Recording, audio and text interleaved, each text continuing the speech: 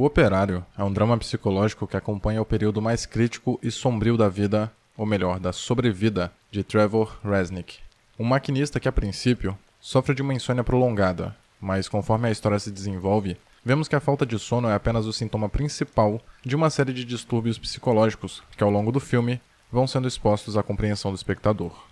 O que faz do longa uma obra composta por diversas camadas, cada qual desvendando uma nova faceta e uma diferente doença psíquica do protagonista, num complexo jogo de pistas em forma de surtos e devaneios, culminando em um desfecho que pode ser descrito tanto como perturbador quanto como catártico. A princípio, somos apresentados a um Trevor cansado e envolto em uma nítida e densa bruma de mal-estar, o que faz com que ele tenha brigas e discussões contínuas com seus colegas de trabalho. Sua incapacidade de se relacionar e a saúde mental em nítida deterioração fazem com que ele seja demitido após se envolver em um grave acidente em que um colega de trabalho perde um braço. Desde a primeira cena do filme, vemos que o esquelético protagonista é assombrado por breves flashes de imagens recorrentes e pesadelos vívidos. Numa manifestação extrapsíquica, ele começa a se deparar com imagens, frases e sinais em seu entorno, que estão sempre reforçando a ideia de risco constante e iminente. Como na misteriosa série de anotações que, sem explicação, aparece em sua geladeira, representando um jogo de forca no qual ele, instantaneamente, se coloca como alvo. Conforme a paranoia se intensifica, Trevor tenta estabelecer um relacionamento com Maria e seu filho Nicholas, como forma de escape e distração para seus transtornos mentais. Porém, após resolver acompanhar Nicholas em um passeio chamado Rota 666, Trevor se sente ainda mais perturbado quando vê o garoto sofrer uma convulsão epilética, ao ser exposto às luzes intensas e piscantes do parque. E a fragilidade do menino, entre outras tantas ocorrências bizarras e inexplicáveis, na cabeça de Trevor, acaba reforçando os indícios para a desconfiança de que ele seria o alvo de uma grande conspiração a fim de torná-lo louco. A partir de então, o personagem se esforça para manter a sanidade e, ao mesmo tempo, passa a perseguir sinais subjetivos na busca por compreender a trama desenvolvida através de estranhos acontecimentos. O perturbado protagonista começa a colher pequenas pistas em fatos corriqueiros, que aos olhos de um indivíduo equilibrado não carregariam qualquer mensagem implícita, mas em Trevor atuavam como gatilhos, desencadeando intensos quadros de paranoia. Como quando Ivan deixa sua carteira sem vigilância em um bar e Trevor resolve bisbilhotar o item, onde descobre uma foto do dono pescando com seu colega de trabalho, Reynolds, o que é suficiente para que Ivan, automaticamente, entre no cerne da suposta conspiração. Nessa busca pela confirmação de seu delírio, Trevor fica cada vez mais desequilibrado, o que o faz atacar as pessoas, suspeitar de tudo e se alienar em seu mundo conturbado e perigoso. Mergulhado no isolamento, o protagonista é surpreendido por um líquido escuro e viscoso, vazando e cobrindo toda a porta de sua geladeira. Basta uma aproximação para que ele confirmasse sua pior suspeita. Se tratava de sangue. Seguindo seu padrão paranoico, Trevor prontamente passa a suspeitar que Ivan, quem elegeu o líder da suposta conspiração, tivesse relação com o ocorrido. Na ânsia por confrontá-lo, para lhe cobrar uma resposta, Resnick se lança em uma perseguição ao carro de Ivan com o objetivo de conseguir o número de sua placa, mas fica sem combustível pouco antes de concluir a travessia de um túnel. Decidido, ele tenta obter a numeração de maneira alternativa, mas é informado que os dados pessoais não podem ser divulgados a menos que um crime tenha sido cometido. Ao ouvir isso, Trevor se joga na frente de um carro para acusar Ivan pelo acidente.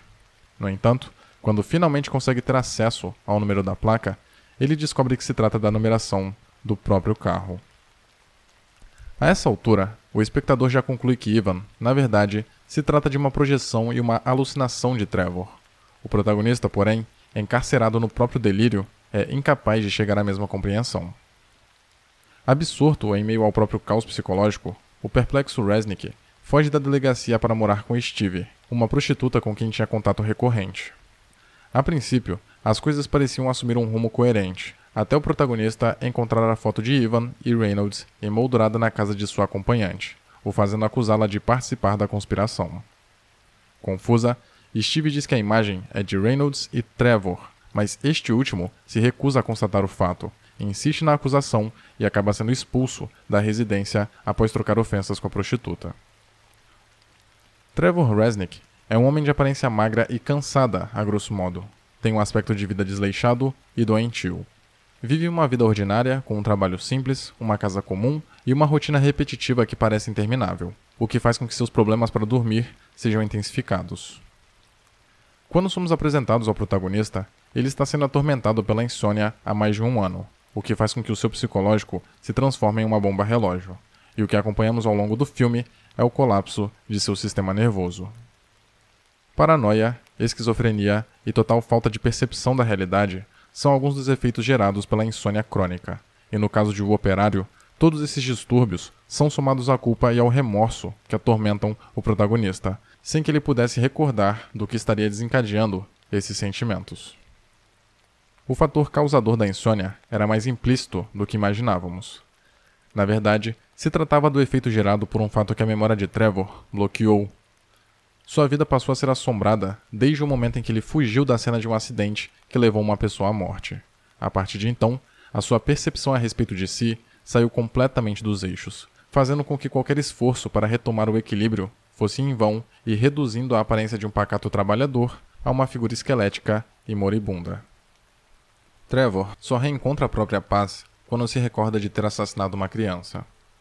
Depois de confessar o crime à polícia, sente o peso da culpa e do remorso finalmente se manifestarem em seu entorno para aliviar os seus pensamentos.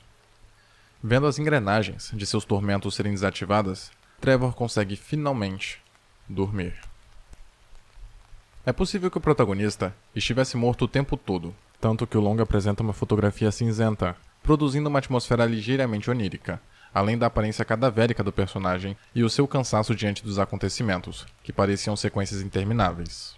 Uma hipótese que é reforçada pela ordem cronológica confusa e sem linearidade dos fatos narrados. Era como se Trevor habitasse o seu próprio purgatório, redimindo sua alma pelo pecado que havia cometido em vida à sua maneira. Assim, quando reconhece e confessa seu crime, ele consegue desvendar o próprio surto e se livrar de seus efeitos para finalmente descansar, dormir e dar início ao processo de auto-perdão. Considerando essa linha interpretativa, baseada no acidente e na morte do menino, podemos concluir que depois de ter assassinado Nicholas, conforme assistimos no último flashback do filme, Trevor continua dirigindo, afetado pelo choque psicoemocional causado pela constatação de que havia tirado a vida de uma criança, fazendo com que ele próprio se envolvesse em um novo acidente que interrompe sua vida. Amparando essa análise, temos a cena final do filme, quando acompanhamos Trevor dirigindo através do túnel em direção a uma luz brilhante, que pode ser encarada como uma metáfora para a morte do protagonista. O que nos faz concluir que Trevor morre antes mesmo de sair do túnel, justamente o ponto onde, no início do filme, por pouco ele não colide com outro veículo enquanto perseguia Ivan na contramão da estrada. É o momento em que seu carro desvia e para no local onde a sua vida teria sido interrompida, exatamente onde estava sem barreiras. O que explica o protagonista não ter conseguido ir além do túnel em nenhum momento da trama. Mesmo durante a perseguição a Ivan, este passa do túnel e segue em frente, enquanto Trevor é impedido de continuar por falta de combustível. Aquele teria sido o limite do seu experienciamento de vida. Ele nunca conseguiu avançar além daquele ponto. O que se segue depois desse instante é um loop temporal que só se encerra quando Trevor se mostra capaz de contemplar o horror do que havia cometido. Entre as muitas razões que nos fazem acreditar que o protagonista sempre esteve morto, temos a chuva de referências e pistas encontradas ao longo do passeio na Rota 666. A passagem, basicamente, conta os últimos acontecimentos da trajetória de Trevor, justamente o que pode ser entendido como as fases de um delírio.